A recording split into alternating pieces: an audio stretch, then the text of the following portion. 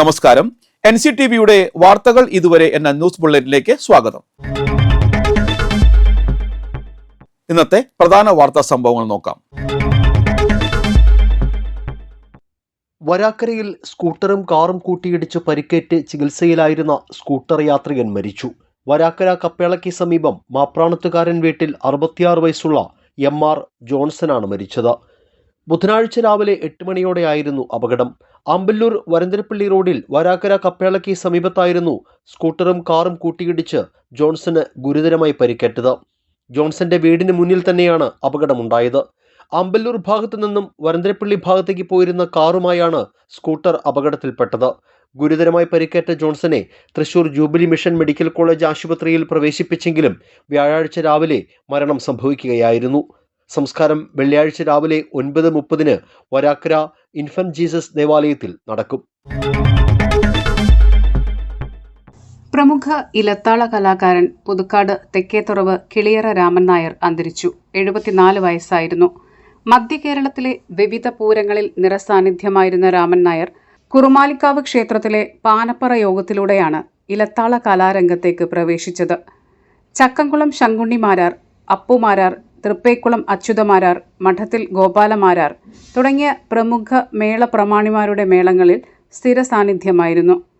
പെരുവനം കുട്ടന്മാരാർ, കേളത്ത് അരവിന്ദാക്ഷന്മാരാർ തുടങ്ങി പ്രമുഖ കലാകാരന്മാരോടൊപ്പവും നിരവധി വേദികളിൽ പങ്കെടുത്തു. തൃശൂർ പൂരത്തിലെ ഇലഞ്ഞിത്തറ മേളത്തിൽ 50-ലേറെ വർഷം പങ്കാളിയായി.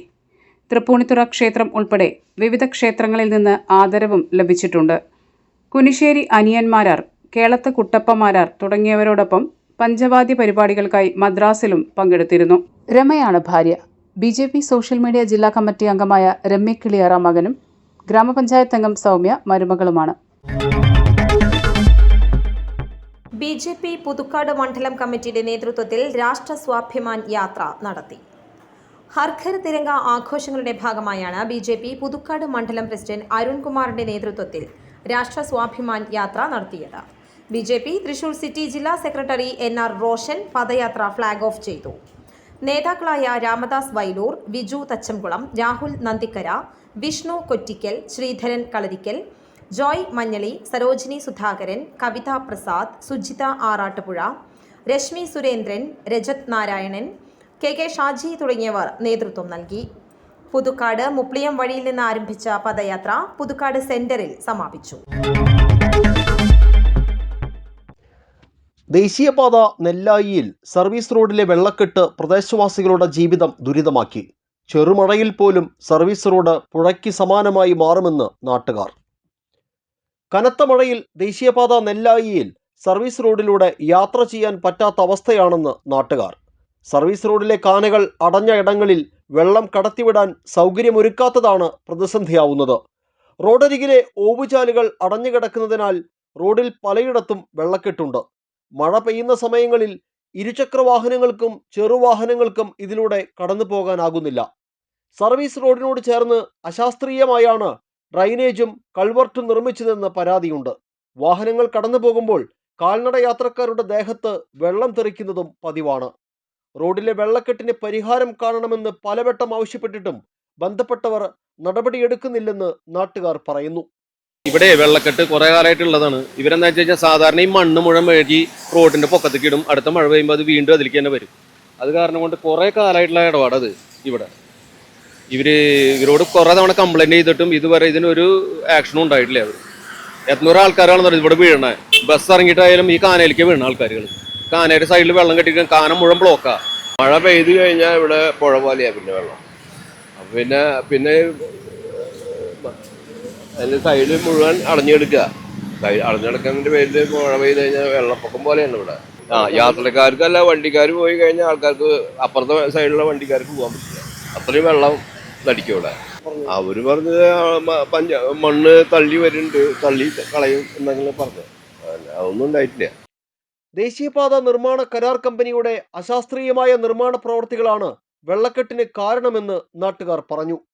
സർവീസ് റോഡിൽ കെട്ടിക്കിടക്കുന്ന വെള്ളം ഒഴിവാക്കാൻ ആവശ്യമായ നടപടികൾ കരാർ കമ്പനിയുടെ ഭാഗത്തു നിന്ന് ഉണ്ടാകുന്നില്ലെന്നും പരാതിയുണ്ട്. വെള്ളക്കെട്ട് ദുരിതത്തിൽ സഹികെട്ട പ്രദേശവാസികൾ പ്രക്ഷോഭം ആരംഭിക്കാൻ ഒരുങ്ങുകയാണെന്ന് വാർഡ് മെമ്പർ KS ജോൺസൺ പറഞ്ഞു. നെല്ലായി ആനന്ദപുരം റോഡ് മുതൽ പള്ളി വരെയുള്ള സർവീസ് റോഡിൽ വെള്ളക്കെട്ട്, ഒരു മഴ പെയ്താൽ പിന്നെ പുഴ പോലെയാണ് ഈ ഭാഗം. അപ്പോൾ പല പ്രാവശ്യം ദേശീയപാത അതോറിറ്റിയായിട്ട് ബന്ധപ്പെട്ട് പരാതികൾ പറഞ്ഞിട്ടും ഇതുവരെ പരിഹരിച്ചിട്ടില്ല. അവസാനം പഞ്ചായത്ത് ഭരണസമിതി റെസൊല്യൂഷൻ എടുത്ത് കഴിഞ്ഞ മാസം ഹൈവേ അതോറിറ്റിനെ അറിയിച്ചിട്ടുണ്ട്. അവിടെ നേരിട്ട് പോയി പറഞ്ഞിട്ടുണ്ട്. ഇത് പരിഹരിച്ചിട്ടില്ല. എത്രയും പെട്ടെന്ന് പരിഹരിക്കണമെന്നാണ് ആവശ്യം.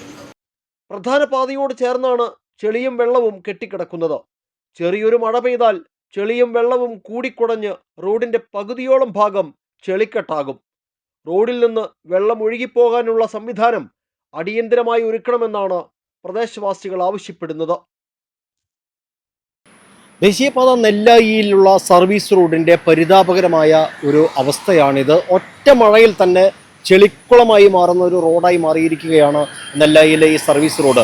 ഡ്രൈനേജ് സംവിധാനങ്ങൾ കാര്യക്ഷമമല്ലാത്തതിനാൽ ഈ കെട്ടിക്കിടക്കുന്ന വെള്ളം കാനകളിലേക്ക് പോകാത്തതാണ് ഇതിന് കാരണമായി യാത്രക്കാരും നാട്ടുകാരും ഒക്കെ പറയുന്നത്. പലതവണ ദേശീയപാത അതോറിറ്റിയെ ഇക്കാര്യം അറിയിച്ചെങ്കിലും യാതൊരു നടപടി ഉണ്ടായില്ലെന്നാണ് വാർഡംഗം അടക്കം പറയുന്നത്. ഏതായാലും ഈ പ്രശ്നത്തിനൊരു ശാശ്വത പരിഹാരം ഉണ്ടായില്ലെങ്കിൽ ശക്തമായ പ്രക്ഷോഭത്തിന് തയ്യാറെടുക്കുകയാണ് നാട്ടുകാർ.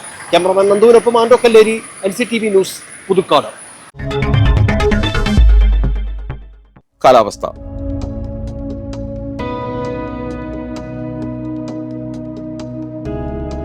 കൂടിയ താപനില 29 ഡിഗ്രി സെൽഷ്യസ്, കുറഞ്ഞ താപനില 24 ഡിഗ്രി സെൽഷ്യസ്. ചാലക്കുടി കൃഷ്ണ ജ്വല്ലറിയിൽ ഇന്നത്തെ സ്വർണ്ണവില. സ്വർണം ഗ്രാമിന് 14,220 രൂപയും പവന് 1,13,760 രൂപയും രേഖപ്പെടുത്തി. കല്ലൂർ ഞെള്ളൂർ പാലപ്പറമ്പിൽ വേലായുധൻ അന്തരിച്ചു. 71 വയസ്സായിരുന്നു. സംസ്കാരം ഇന്ന് ഉച്ചതിരിഞ്ഞ് 3-ന് കുരിയച്ചിറ ശ്മശാനത്തിൽ. കൊച്ചുമോളാണ് ഭാര്യ. വിനിത, വിനോദ് എന്നിവർ മക്കളും ശിവദാസൻ, പൂജ എന്നിവർ മരുമക്കളുമാണ്. ഇതോടെ വാർത്തകൾ ഇതുവരെ എന്ന ന്യൂസ് ബുള്ളറ്റിൻ സമാപിക്കുന്നു. നന്ദി, നമസ്കാരം.